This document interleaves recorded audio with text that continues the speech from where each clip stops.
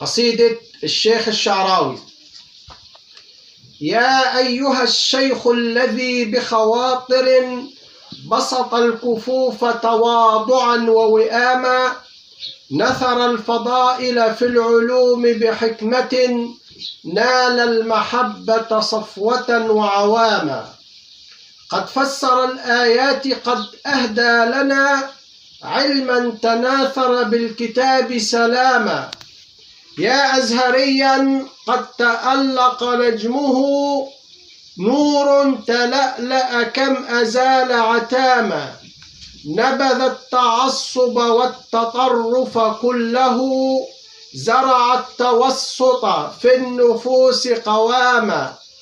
وبوحدة وطنية متسامح، والقس يشهد والغريب دواما. بفصاحة ونصاحة وبلاغة فاق الجموع من الدعاة غلاما. ولكم تكرم في البلاد بعلمه، عرفات تشهد جهبذا وهماما. ببشاشة في شاشة بحديثه، شيخ تألق في القلوب وهاما. ولقد وقفنا في اللقاء يقولها عند ابتداء في الحديث لزاما. رحل الإمام وقد تخلد فضله، ما زال يبني بالهدى أقواما. قل الزمان بأن يجود بمثله، سبق الفقيه بعلمه الأعواما. بانت ضغائن حقدهم بكلامهم، كم بان حقد في القلوب كلاما.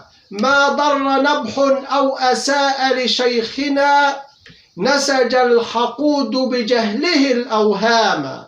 صوت تأجر كي يهين رموزنا، صوت يؤدي بالنقود مهاما. هذه شخوص قد تبين غلها، صرنا نكشف بالدليل لئاما. مهما لسان قد تطاول بالأذى، صد اليقين عن الكريم سهاما.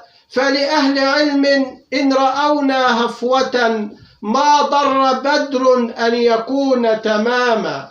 يا شيخنا يا صوت حق قد علا، إنا نراك معلما وإماما. لا تبتئس من حقدهم، تبا لهم، إنا نراهم في العيون هواما. إنا نراهم في العيون هواما.